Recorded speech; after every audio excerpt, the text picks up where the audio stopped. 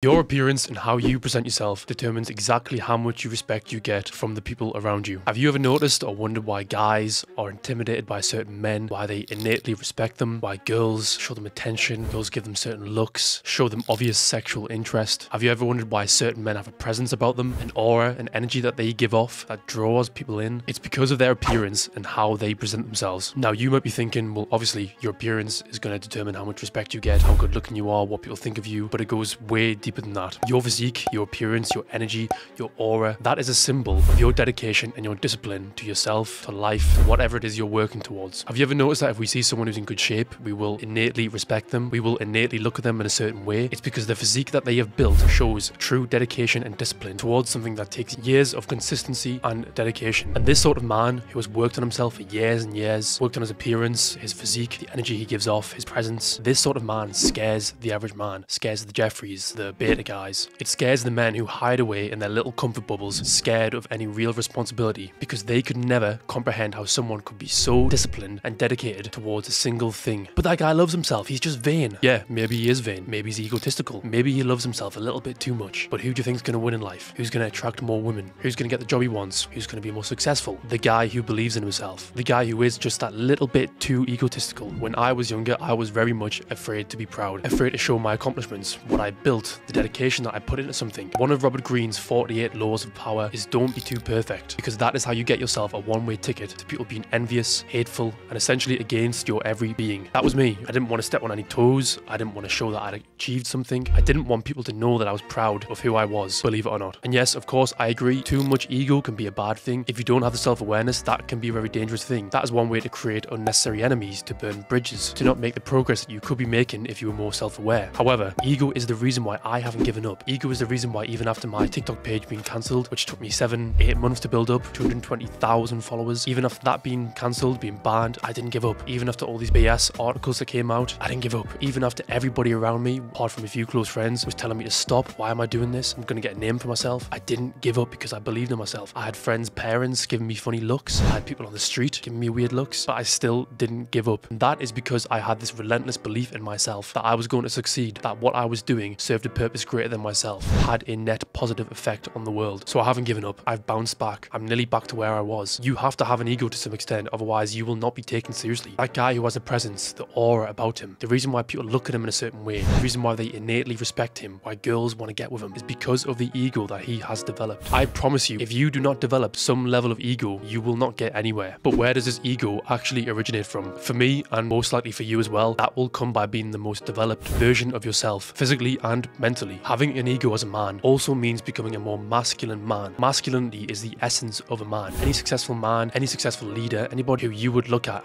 and think of as being a strong, confident, assertive person, that is masculinity. He is a masculine man. The same way that a beautiful, attractive, nurturing woman is feminine. Femininity is her essence. And what do you do to become more masculine? Physically, get lean, lower your body fat, get to the point where you have abs, and then see how your face looks, because your face will greatly change once you are that lean. You will be viewed as more masculine. You will develop an ego because of the new attention that you are now receiving. You will develop a warrior skull, and this is the first step to becoming that guy who has the presence, that guy who has that appearance. Next is your haircut. Don't care what excuses you have, find a haircut that is shorter on the sides than it is on top. Every single week without fail, I get a haircut because I know how important it is. Nothing boosts my confidence and makes me feel better about myself than getting a haircut. And you might argue that, yeah, it's superficial, you shouldn't rely on these things to make you feel good about yourself. I also have other things that I derive my confidence from, but we live in the 21st century. Your appearance, your attraction, your beauty, that is its own currency. That is something that you should be aware of. That is something that you should work towards, because until you are greatly successful, your appearance will make a big difference. And some guys will say, but that's a waste of money, blah, blah, blah. Do you want to be taken seriously? Do you want guys to look at you with an air of trepidation and unease? Do you want girls to be intrigued and give you attention, to show genuine interest? Get the haircut. Next, you can do basic things like keeping your facial hair shorter so that you can see your bone structure. You can allow your eyebrows to grow out so they're more masculine. You can smile less. You can make stronger eye contact. And after hearing those, you probably agree with all of them, but smile less? Why would you want to smile less? Look at any guy that you would deem as an alpha. Any guy who's assertive, confident, successful, masculine. I guarantee he doesn't smile very much. Whatever you think and whether or not you want to believe this, smiling is a sign of weakness. Smiling is quite a feminine thing to do, and that's not to say you should never be happy, you should never smile, but when you first meet people, when you first are introduced to them, if their first impression of you is you smiling like a dickhead, they're gonna think you're this nice, soft guy versus the guy who's quite stoic, quite stern, quite assertive, talkative. That's the guy they're going to respect. That's the guy she will want to be with. You can talk slowly and loudly. You can own what you say. After this, get yourself some slim fit clothing. Walking like you are somebody or believing you are somebody, that of course will come from you working towards something, building up something, which is what every man should be doing. If you do all of these things, you will have a dramatic transformation in who you are and how you are perceived. Because if you are the guy who isn't taken seriously, who girls don't look twice at, who people poke fun at and laugh at, I guarantee it's the way you look after yourself, the way you walk, the way you talk, the way you groom yourself, the way you dress yourself. If you really wanted to, you could change all of these things, and in the space of one day, you could become a different person. Of course, you can't change your body fat and build a physique in the space of one day, but do all of the other little things, and then walk into your gym, walk into school, walk into college, your university, your parents' house, with this newfound air of confidence that you are working towards something, and then see the respect that they give you. If all of that is ringing bells in your head, and you're thinking, yeah, I need to do all this, book a free consultation below with me, and I will teach you everything you need to know to go through this transformation in the shortest possible time.